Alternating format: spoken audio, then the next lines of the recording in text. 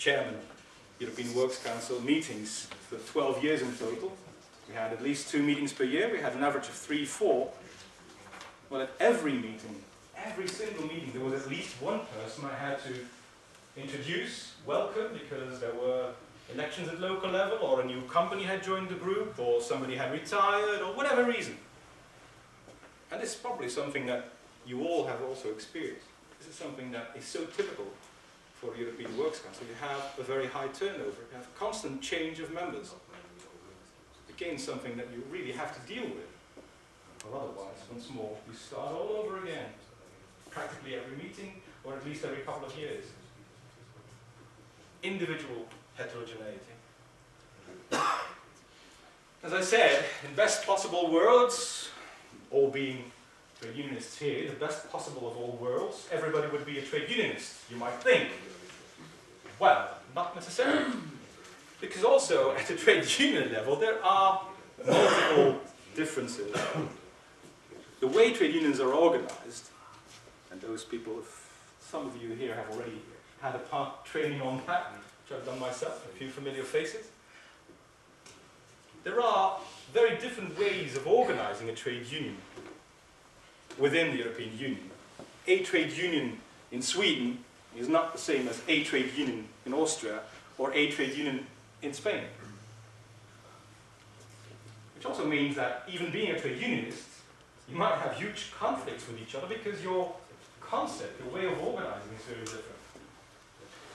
And there's, say, about 5 different ways, more or less, that you'll find, and it's not related to specific cultures or anything. It's a bit a mix again of different countries which have different systems of organizing. First example here is the, let's say, Scandinavian Nordic style of trade union organization. The example here is Sweden. We have there the names you will see in red are the members, the affiliates of the European Trade Union Confederation. In Sweden we have 3, because the organization of the trade unions in the Nordic countries is on the basis of the status of the employee. You have one big confederation for the blue collars. Hello. You have one confederation for the white collars, TCO. And you have one federation for what my Swedish colleague also always calls the very white collars. Medical professions, engineers, that level of employees. 3 different confederations on the basis of the status that you have as a worker in the company. Very different is the Latin model of organizing trade unions, where you have pluralism of trade unions. We have a huge diversity of trade unions that might be then also, of course, present in your European Works Council. The example here is France, where again we have 5 members, 5 affiliates of the European Trade Union Confederation, CGT, Force Ouvrière, CFDT, CFTC, UNSA, which, by the way, are more or less people who were not satisfied with their colleagues before and then set up their own trade union. FO comes from CGT, CFTC comes from CFDT, etc. And you have a multiplicity of trade unions. In France, in Italy, in Spain, trade unions which are based on the philosophy, on a political, not politically necessarily political, government, politician style, but the policy of your trade union. And these are represented, or can be represented, in whatever company. They all fight each other constantly in those companies also. Fight for membership, fight for recognition. The law in France has recently changed about recognition of a trade union, which might cause a bit of a problem for the smaller ones. But still, it's guaranteed by the constitution in France that you have to have pluralism of trade unions. More or less anybody who wants to, with a bit of support, can create his or her own trade union. A very different way of organizing workers' representation. A third model could be the Anglo-Saxon one. Things are changing there because they have a very weak situation towards governments, towards the company management. But the basis of the trade union organization in the UK is the profession, the job that you have. You have a trade union for the masons, you have a trade union for the electricians, whatever company, whatever sector they work for, they all belong to the professional trade union.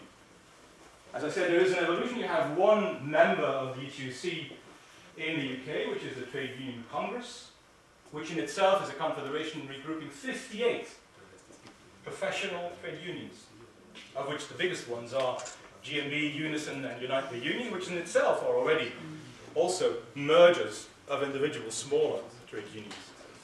So, again, a different way of organizing a trade union on the basis of the job that you have. Fourth example, well known to you, sectoral-based trade unions. Trade unions that, also from Austria, here is the example. We only have one member of the ETUI, which is the ÖGB, where we are today.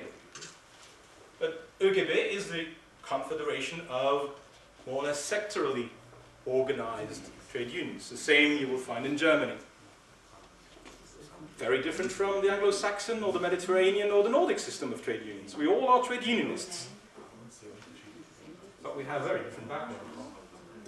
And finally, the fifth model, if you like, that's the model that has been introduced with the introduction of the Central and Eastern European member states into the European Union, where you have also a very huge diversity and very unclear situation with regard to the trade unions. In many cases, in those countries, trade unions start from the company level.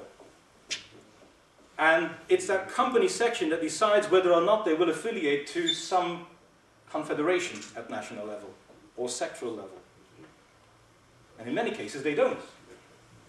In many cases, you also have simply company trade unions which are actually organized by the employers. They are a trade union, but are they really a trade union as we understand it? Hungary here is the typical example. It's a bit the France of the East, where you also have a very huge diversity of trade unions, of which it's not always certain what they stand for. For Hungary, we have 6 affiliates of the European Trade Union Confederation. 6. And there's many, many more who are not affiliated to the ETUI. Small cells of company-based, sectoral-based trade unions. So as you can see, a trade union is not a trade union as we know it.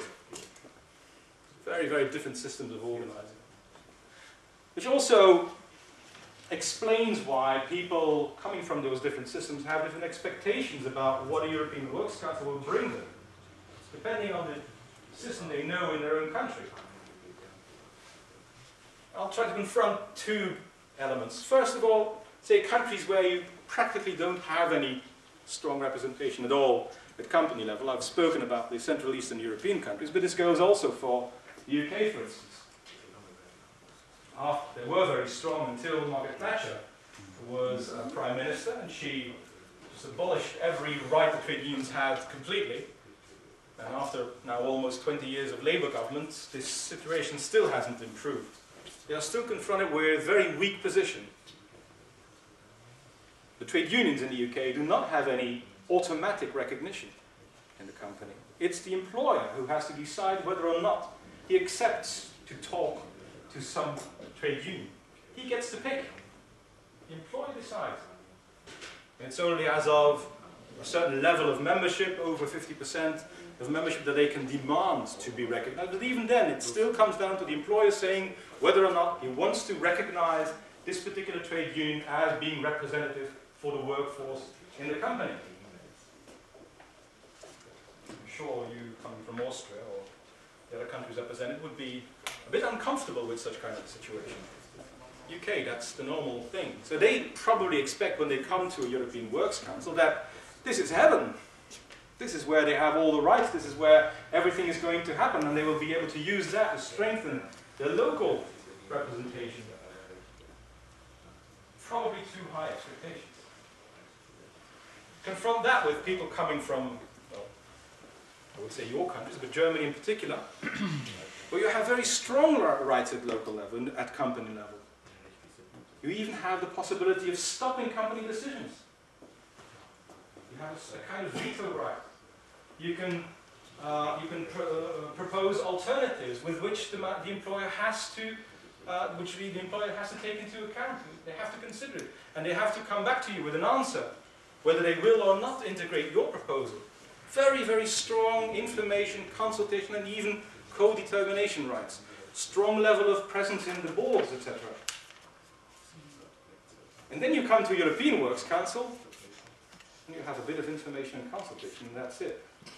Quite a disappointment. Quite a disappointment. So again, people who expect that this will solve everything, and on the other hand, in that same European Works Council, people who, well, have very much at national level and see this European Works Council as, okay, we're going to go there once a year, but actually what's it for? It doesn't serve us in any way. Because we have more at local level. Another confrontation that you might see is the way social relations are organized again, and how people think that at the European Works Council it will work. Some parts of Europe, for example France, but this goes again probably more or less for all the Mediterranean countries, including Belgium, by the way, where you have a social relation system which is based on conflict. The employer is the enemy. I simplify a bit, but that's what it comes down to. The employer is the one that you need to attack. You have to control what he's doing. And you have very, sometimes aggressive even, relations between the workers' representatives, trade unions, and the employer on the other side. And the employer plays the same game, by the way. It's not just the workers' representatives, because they are so used to this system. If you are a member of a French-based European Works Council, you will have a rather hostile management in front of you as well, because that's what they're used to. And on the other side, you have the Nordic approach. Germanic approach is maybe a bit in between. Careful, but still positive. The Nordic approach is, well, a works council in Danish here is called Samarbejdsudvalg. And it literally means cooperation. The place where we work together. We have a common goal. So the idea, the concept of how social relations are is completely different. We are partners, employers and employee representatives. We have a common objective. It's all for the best of the company and its employees. And we discuss as long as we need until we find some compromise which is acceptable to everyone. Well, bring all these different opinions together in one European Works Council. Well, good luck. If everybody stays on his own position and doesn't open up to, maybe things can be seen in a different way, or at least understand why somebody from France will get overexcited about, in your opinion, nothing, but also somebody coming from France will have to understand why somebody from Sweden will always try to reconcile things, continue discussions when the French would already have long given up. If you are chairman, secretary, member of a select committee of a group like that, you certainly have to be able to be very aware of all this and try to bring all that together. Very, very different expectations. National background was pretty obvious, linked more or less to the national background, but not just. It's again something cultural in some ways. Obviously also the language heterogeneity. We have in the European Union today, 27 member states, 23 official languages. 23. Including